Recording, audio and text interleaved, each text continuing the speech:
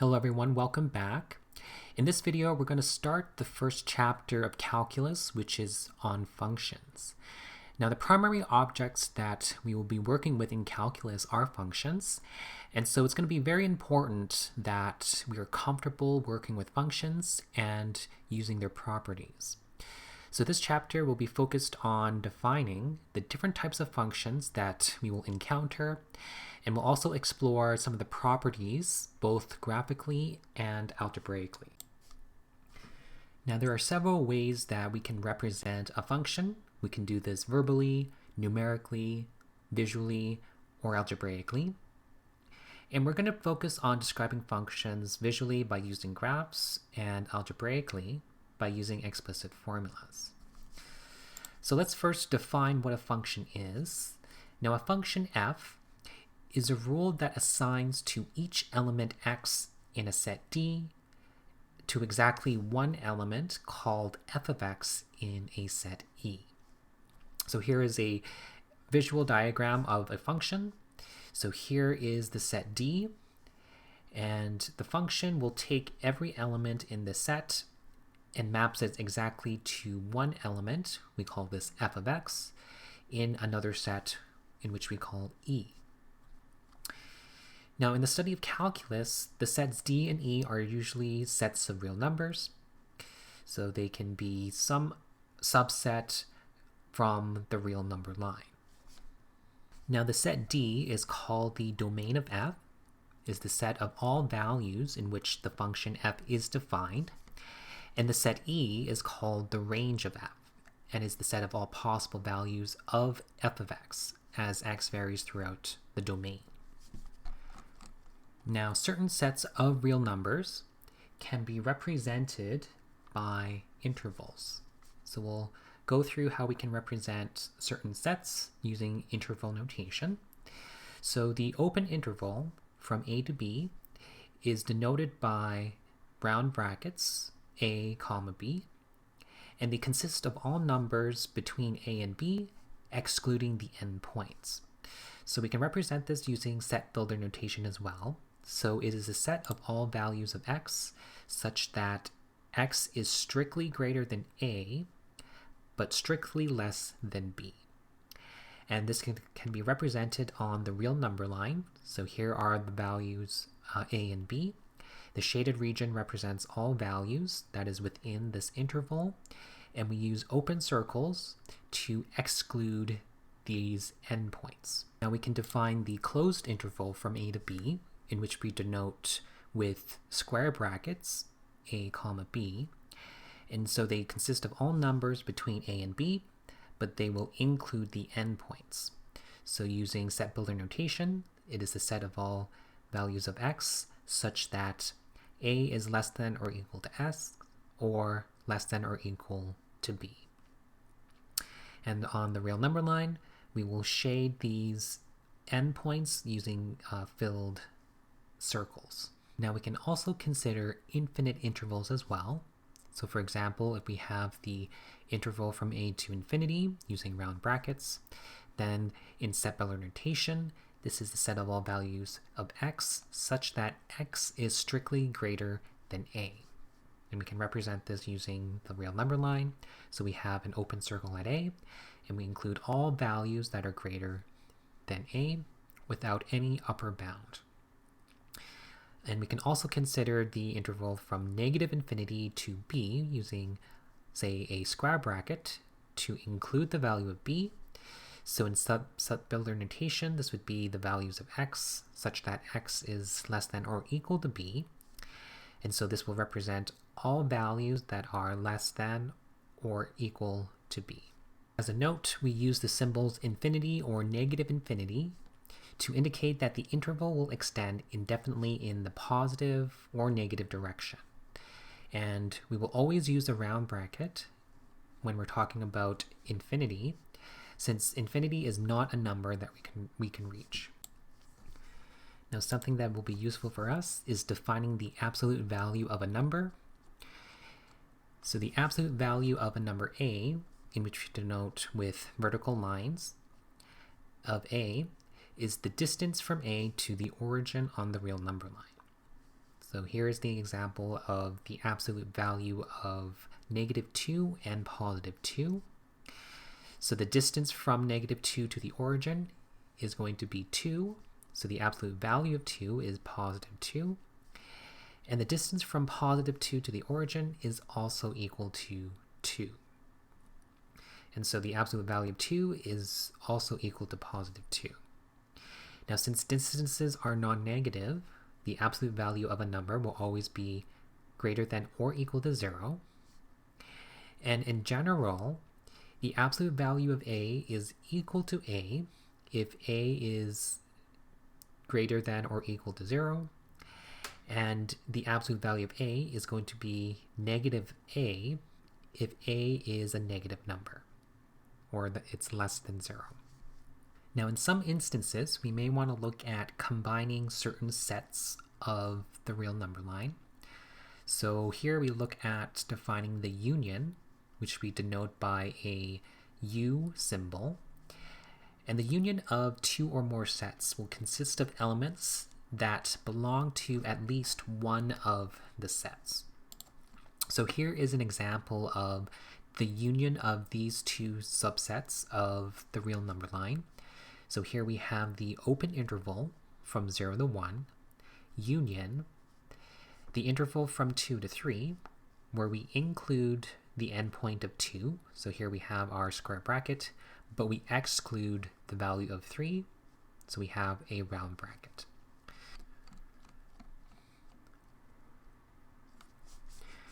Now, a symbol that represents an arbitrary number in the domain of f is called the independent variable. And we'll typically choose x to be the independent variable. A symbol that represents an arbitrary number in the range of f will be called a dependent variable. So this will be typically denoted using the variable y. So now we can define a graph of a function. So if we have a function with a domain D, then the graph of the function f is going to be the set of ordered pairs.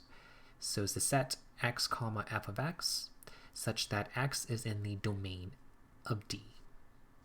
So there is a simple test that we can use to determine whether or not a curve in the xy plane is a function. So this is called a vertical line test.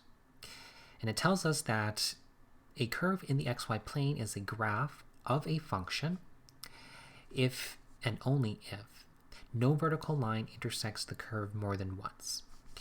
So we have a function as long as the graph of the function will intersect any vertical line at most once. So on the left-hand side here, we have the graph of a parabola, and this is an example of a function, because if I were to draw any vertical line along the graph, it will only intersect the graph at most once. Now on the right-hand side, we also have a graph of a parabola. However, this is not an example of a function, because if we were to draw some vertical lines, then it will intersect the line more than once. Now, functions that are defined by different formulas in different parts of their domains are called piecewise defined functions. So on the right is the graph of the piecewise defined function. So here f of x is defined to be two different functions depending on the domain.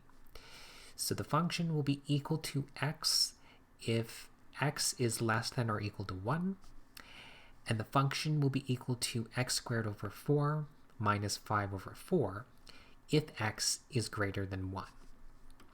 So if the domain of f is less than or equal to 1, then it will be equal to the function x, so that's represented by this line. And because we have equality on the first function, then we also will include the endpoint.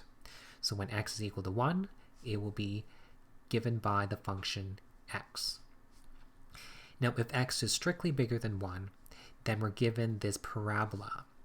So here we have the parabola x squared over 4 minus 5 over 4. And since we don't include the endpoint on this function, what we'll have is an open circle. So let's have a look at an example of finding the values of the function, both graphically and algebraically. So let's determine what the value of f of negative 1 is.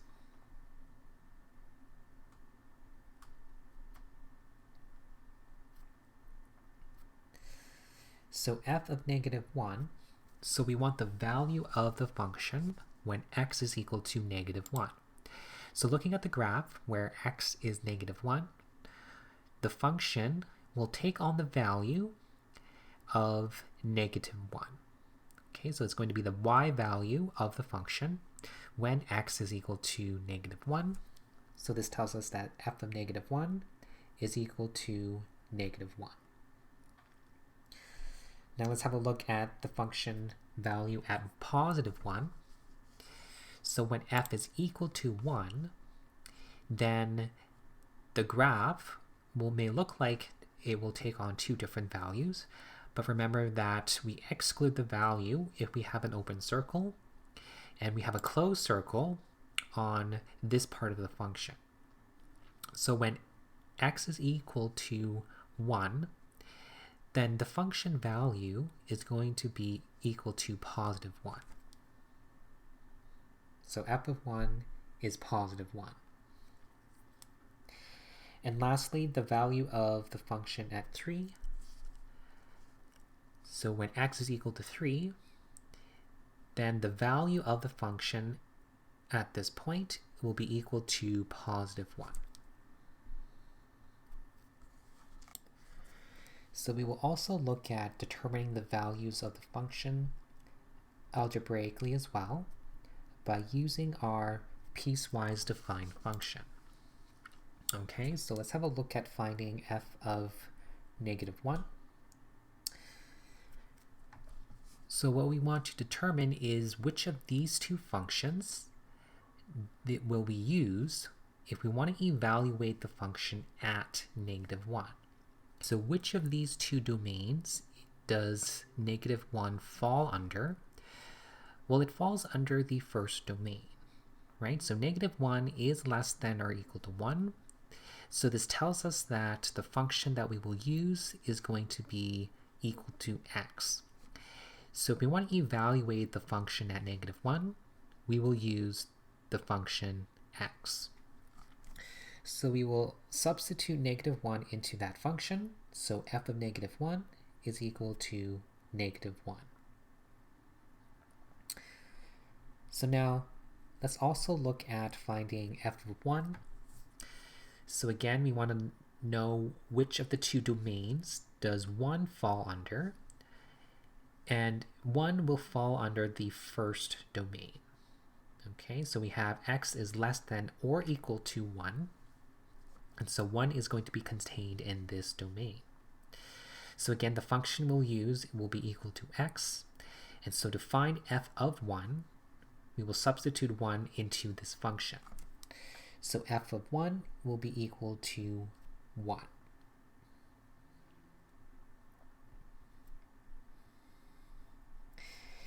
So now to find f of 3, we will look at which of these two domains does 3 will fall under, and it will fall under the second domain. Okay, 3 is in the set where x is larger than 1, and so this tells us that our function that we will use to evaluate the function at 3 is going to be x squared over 4 minus 5 over 4. So to find f of 3, we will substitute 3 into this function. So this tells us that f of 3 is 3 squared over 4 minus 5 over 4. So that's 9 over 4 minus 5 over 4, which is 4 over 4, or simplified to 1. Okay, and so note that these are the same values that we obtained by looking at the graph of the functions. So now the next function is called the absolute value function. And so the function is the absolute value of x, and it can be defined as a piecewise defined function. So the absolute value of x is equal to x if x is greater than or equal to 0, and it's equal to negative x when x is less than 0. So here's the graph of the absolute value function. So it takes on a V shape. So when x is less than 0, then it's equal to the line negative x. And if x is greater than or equal to 0, then it's equal to the line y equals x. So here we have a few more definitions of describing functions. So a function f is increasing on an interval I if f of x1 is less than f of x2 whenever x1 is less than x2 in the interval, and a function is decreasing on that interval I if f of x1 is greater than f of x2 whenever x1 is less than x2 in that interval. So as an example, if we look at our absolute value function, so this function is decreasing on the set where we have x is less than 0, and the function is increasing on the set where x is greater than or equal to 0. Okay, so let's have a look at the following examples of using the graphs of functions. So here we're given the graph of a function. So let's use it to determine the values of f of 1 and f of 5.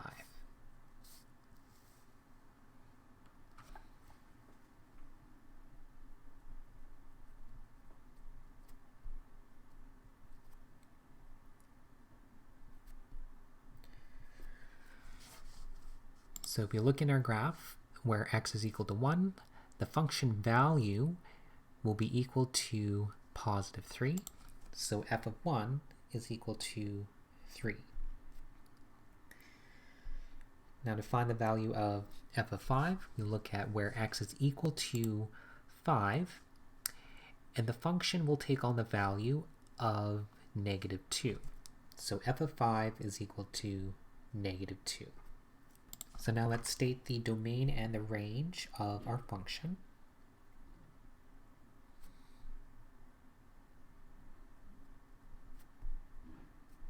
So the domain are all possible values of x for the function. And we see that the values of x can range from 0 to 6, including the endpoints. So the domain is the closed interval from 0 to 6. The range is the set of all possible values of f of x. And so what are all the possible values for y? Well, on the y-axis, we see that the function can take on values between negative 2 and positive 4.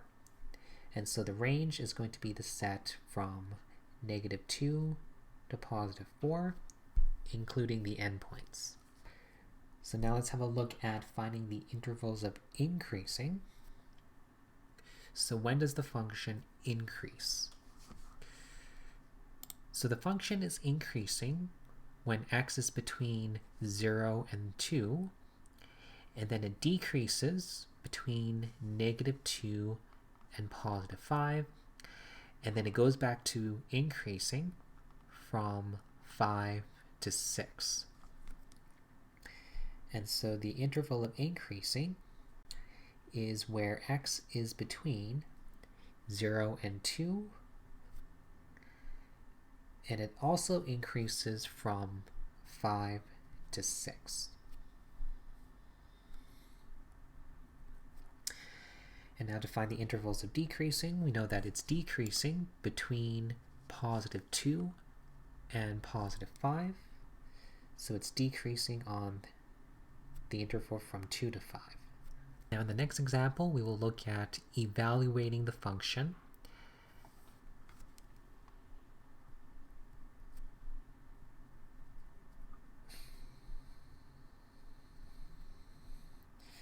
So we're given the function f of x is equal to x squared minus 2x plus 1. Now h is a number not equal to 0, and we want to find the value of the function at 2. So to find the value at 2, we're going to substitute the value of x with 2. So f of 2 will be equal to 2 squared minus 2 times 2 plus 1. So this will give us 4 minus 4 plus 1, which is equal to 1. So f of 2 is equal to positive 1. Now in the next example, we will look at evaluating the function at 2 plus h. So to find the value of f of 2 plus h, we're going to substitute 2 plus h wherever we see an x in the function. So f of 2 plus h is equal to 2 plus h squared minus 2 times 2 plus h plus 1. And now we want to simplify our expression. So 2 plus h squared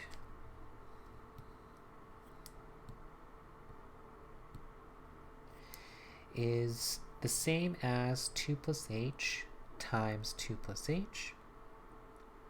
And so we need to expand out the terms. So here we have negative 2 times 2, which is negative 4. And then we have negative 2 times h, which is negative 2h. Then we also have a plus 1. And now we need to FOIL the terms. So we have 4 plus 2h plus another 2h plus h squared.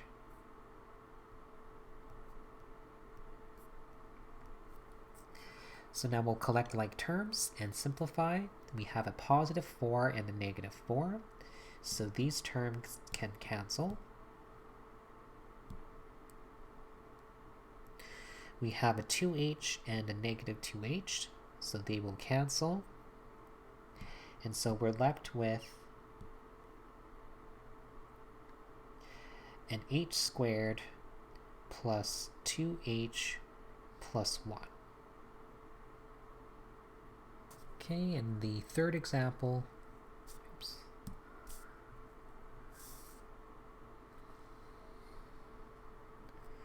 we want to find f of 2 plus h minus f of 2, all divided by h. So now this has a certain name. This is called a difference quotient, and it will appear several times throughout the course.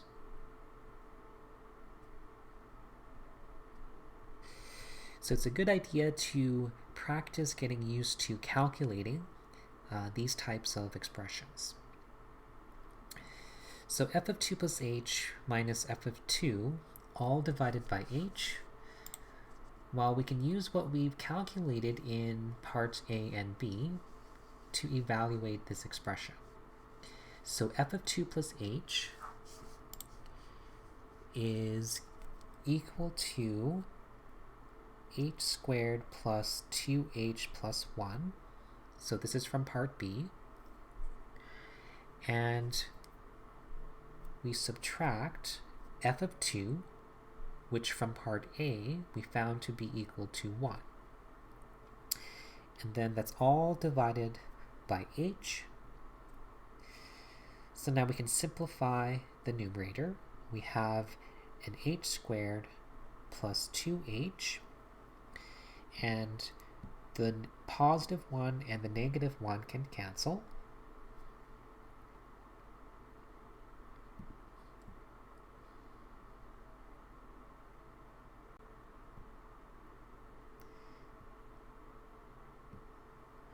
And that's all divided by h. So now we can simplify the numerator. What we could do is factor out a common factor of h out of both terms. So we're left with an h plus 2, and that's all divided by h. And because we're given that h is non-equal to 0, then we're able to cancel these factors of h in both the numerator and denominator.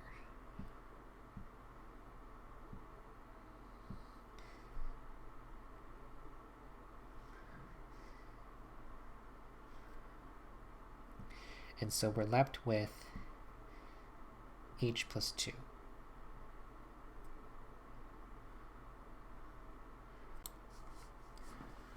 Now in the last example, we're going to look at rewriting the function f equals the absolute value of x plus 1 as a piecewise defined function.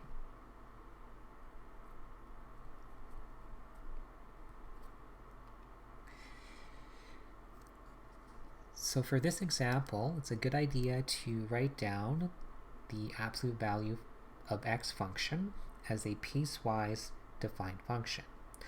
We know that the absolute value of x is equal to x when x is greater than or equal to 0, and is equal to negative x when x is less than 0.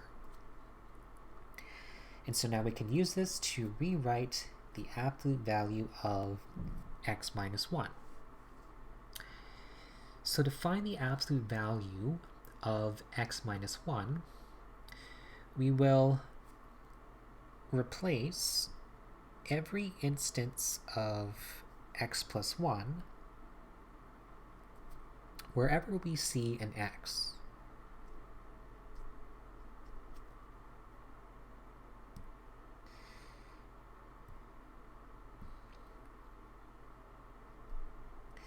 So the absolute value of x minus 1 will be equal to x minus 1 when x minus 1 is greater than or equal to 0.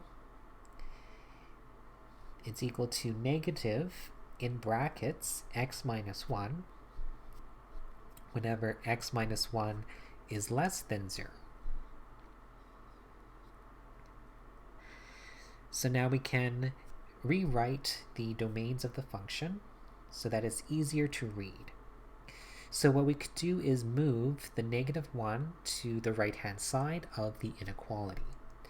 So we have that the absolute value of x minus 1 is equal to x minus 1 when x is greater than or equal to 1,